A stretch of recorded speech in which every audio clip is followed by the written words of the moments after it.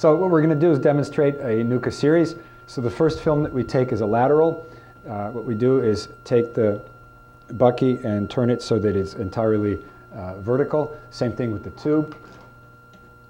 And you set that nicely vertical. Patient is instructed to sit straight, look straight ahead.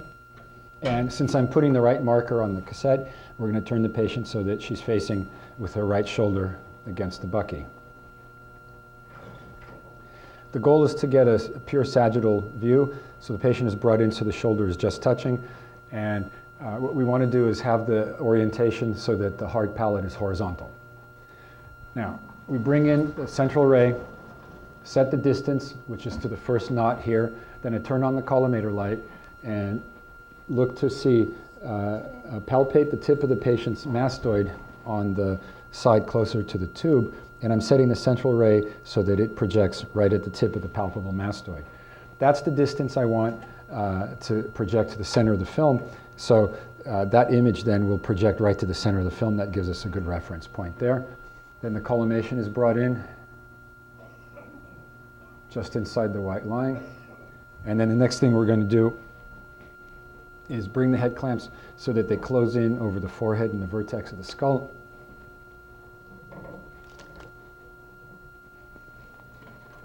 And the patient is positioned so that both hit simultaneously, so you're not introducing anterior or posterior movement.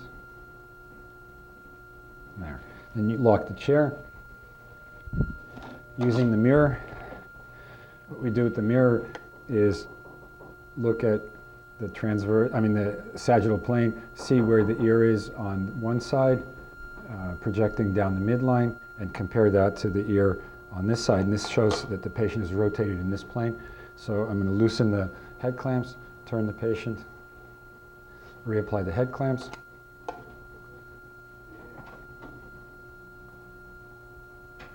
And then recheck these points. And that projects equally. So take the alignment rod out, and the lateral is ready to be taken. Once the lateral is exposed, we loosen the head clamps, bring them back in against the bucky, and tell the patient to relax. While the lateral is being developed and fixed and washed and dried, we will take the Vertex. The Vertex, the bucky is tilted 20 degrees from vertical in a typical case.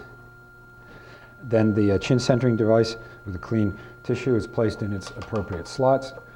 And the elevation should be roughly at the patient's chin or nose, roughly. So what we do next is have the patient seated looking straight ahead. I turn on the collimator light and use the vertical crosshair to align the patient to the film, or to the bucky rather. So the central ray is now on midline, and move the patient in until there's about 4 inches between the patient's chest and bottom of the bucky. So estimating that this might be a bit high, we're going to bring that down. Patient is asked to lean forward, raise the chin, and place it in the V. First thing I check for then is to make sure that the line from the bottom of the mandible line and the sternocleidomastoideus comes out about 90 degrees. And in this case, we could get a slight amount of elevation. So ask the patient to just move with the bucky, and you can see that that extends the neck quite nicely. I then turn on the collimator light again, recheck midline. This looks good. Next we set the tube angle in the central ray, so that if you tilt the bucky 20 degrees off of vertical, a good reference starting point for the tube angle is about 38 to 40 degrees. So, but you change that to accommodate the patient's anatomy. So with that tilt, then you bring in, set the distance, and the central ray should now hit 1 inch below the center of the film. It's marked Vertex here. And when you look at the film, the crosshairs should actually go from the vertex of the skull, and as you follow that line down, should pass through the transverse process, which is perfect here, and be right at that 1 inch below the center of the film.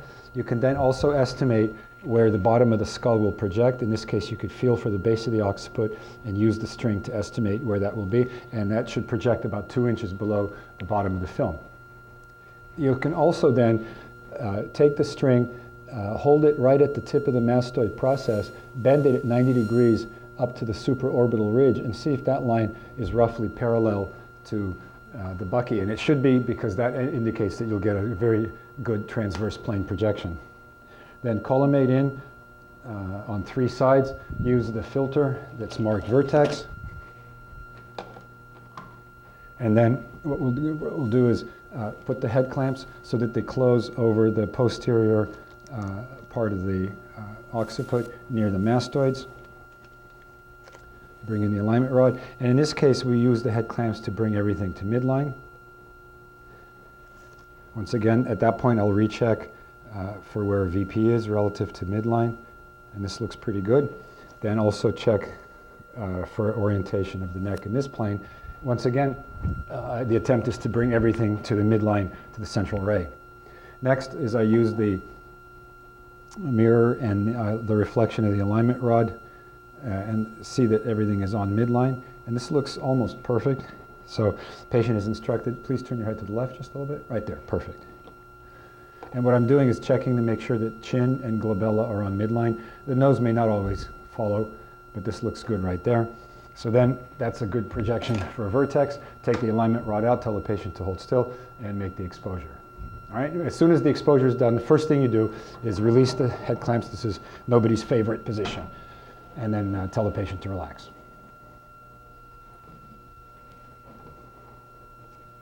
So the next film we do is once we have the lateral in view, we assess the S-line on it. And what I'll do is I'll demonstrate several different S-lines just to give you a reference on it. Now, when we look at the Nasium, the patient was once again instructed to sit straight, look straight ahead. If you've taken a long time between the taking the lateral and the vertex, I think it's a good idea to have the patient get up and move around while you're developing to let the posture resettle, and then ask the patient to sit, look straight ahead. And at this point, you can take an assessment of what your postural checks were before to see if the patient resembles the postural stance that you observed earlier. So once again, on a patient that has a relatively vertical orientation between the head and the shoulders, makes for a very easy orientation. But in any event, you set the bucky so that it touches the head and the shoulders at the same time by tilting it to accommodate the anatomy. And then move the chair back until the patient just touches.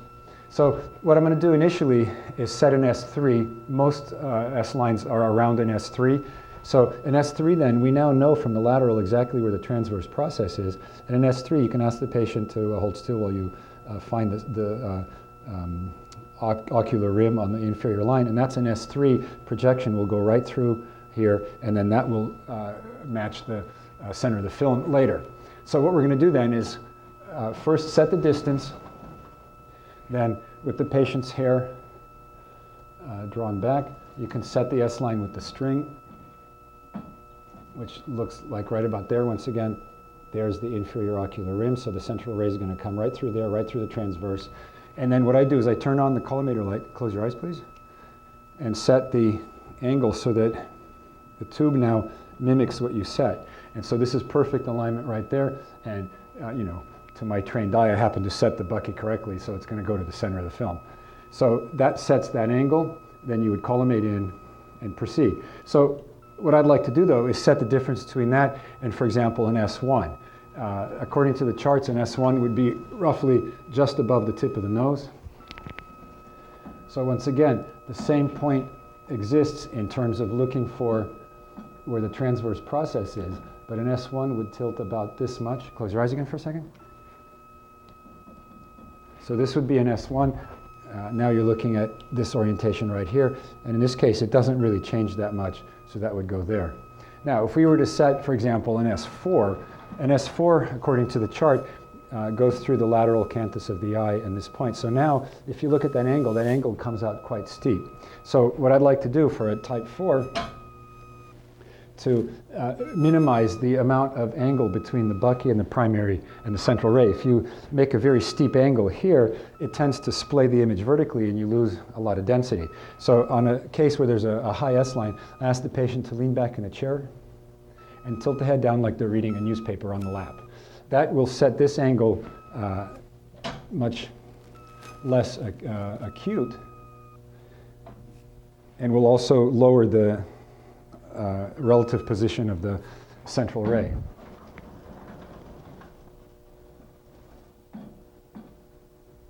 So that would be about a setup. Close your eyes for a second, please. Right there. That's an S4, and in this case, the bucky would move up about 1/4 of an inch, and that would set an S4. It's very close to an S3, but you know, S3, the central ray was coming here, and S4, it's coming right here. That's the difference. So let's return to an S3, just because that's a more normal.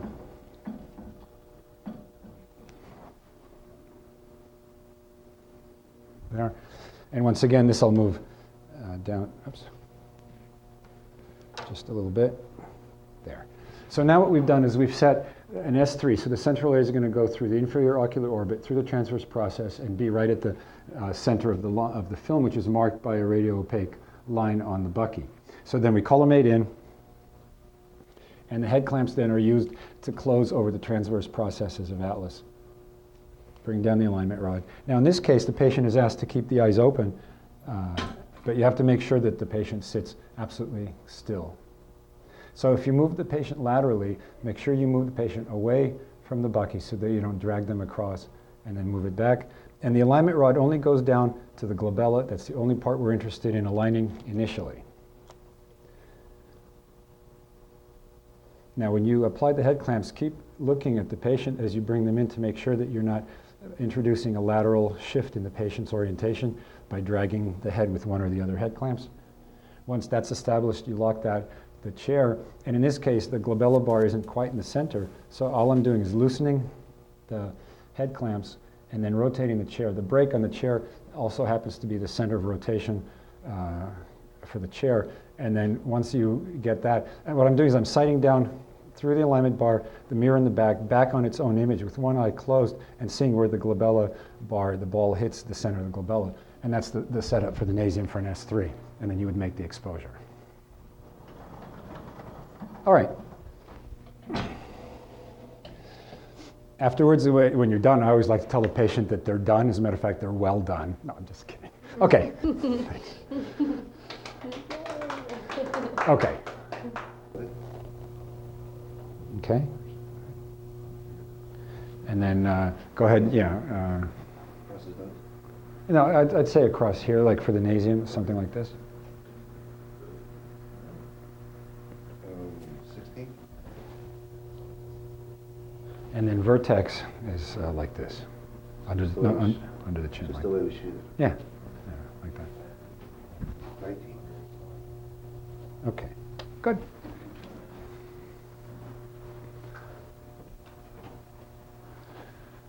All right, so Dr. Duggins will set the factors for you.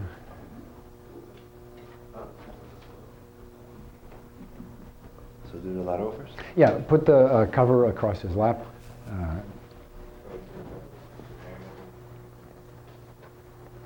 Yeah, you know what? You don't have to drape it over the shoulders because it'll cover the lower cervicals. Yeah, and put his arms on top. All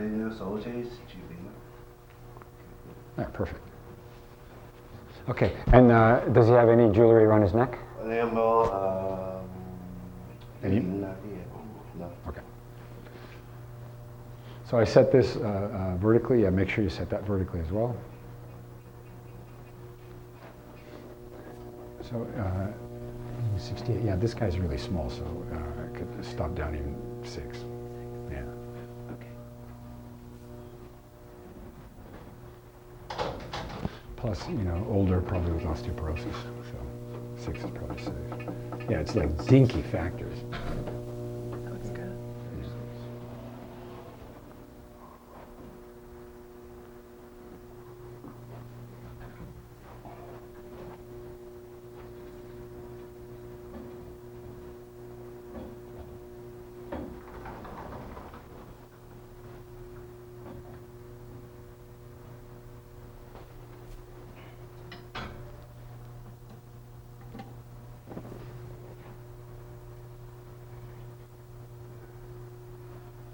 Yeah, and collimate in.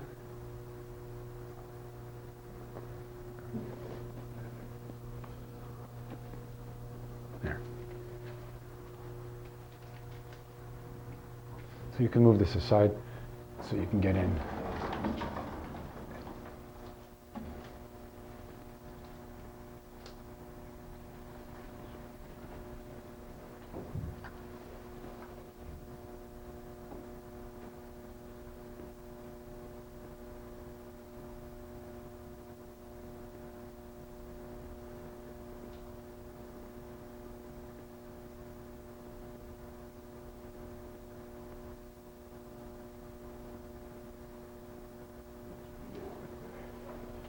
Go ahead and bring the head clamps all the way in.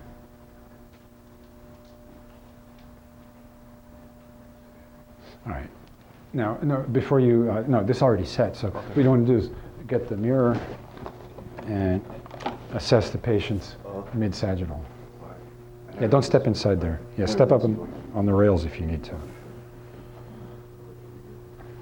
Yeah, so put the mirror here and look to see where that aligns, where it bisects the ear on this side relative to this side. Yeah, close one eye so you're sighting down that plane.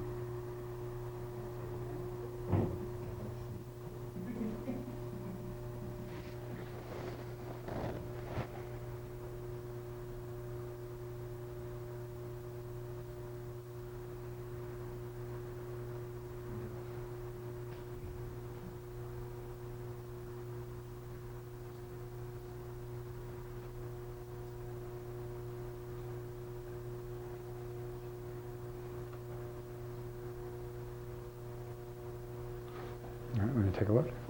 I think it's a little rotated.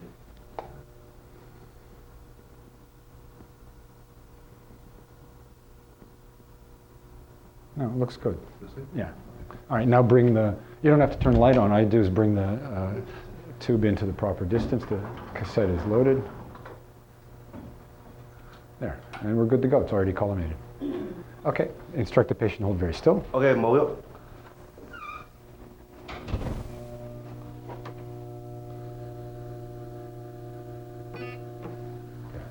All right, so first thing is release the patient.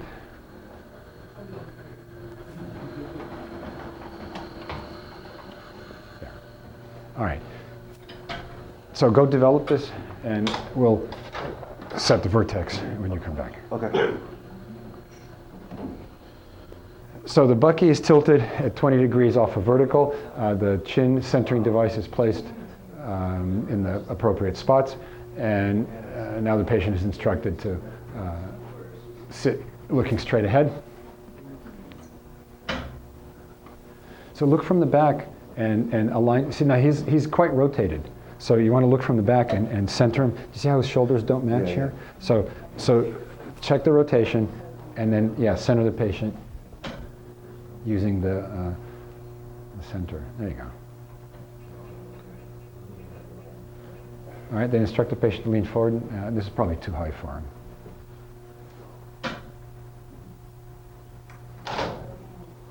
There. So 你嗰個下巴咧，你咁樣追啲落上。There.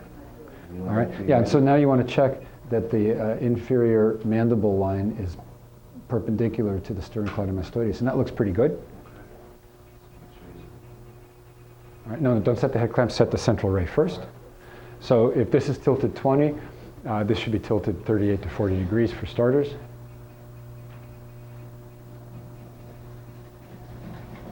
And now set the distance.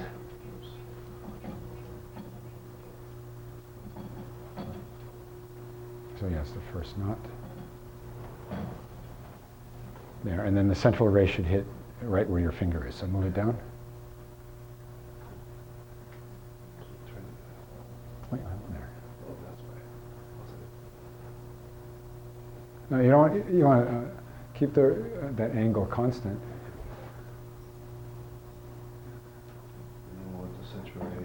Right where your finger is, 1 inch below the center of the film. No, don't tilt it. Bring it straight down. Oh, bring it down this way. Keep going, keep going. There you go. That's it. Now, what's happening then is you can see that the central rays are going to go through here, down this line, Okay. and hit just, oh yeah, central right there, yeah. So right at the transverse process. You can also turn this 90 degrees and see that it forms a perpendicular angle to the cranial floor, which is roughly from the mastoids to the supraorbital ridge, that way. And that looks good. Then you can also estimate where the base of the skull will project, and in this case about 2 inches from the bottom of the film, which is perfect. Having set that, then we collimate inside the white outline and use the, notice the other one, Vertex filter. All right, and now you're ready to apply the head clamps behind the mastoids, or behind the ears over the mastoid processes, and there. And take the little mirror. No, sorry. So what you want to do is bring in the head clamps, and it doesn't matter if one hits first. These are used to bring the patient into midline. Yeah.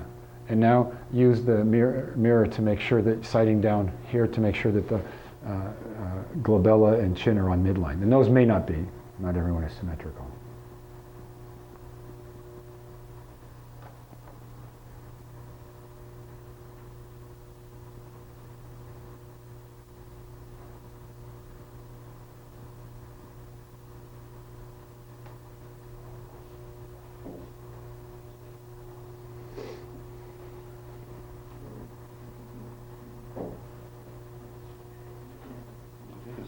All right, let me take a look.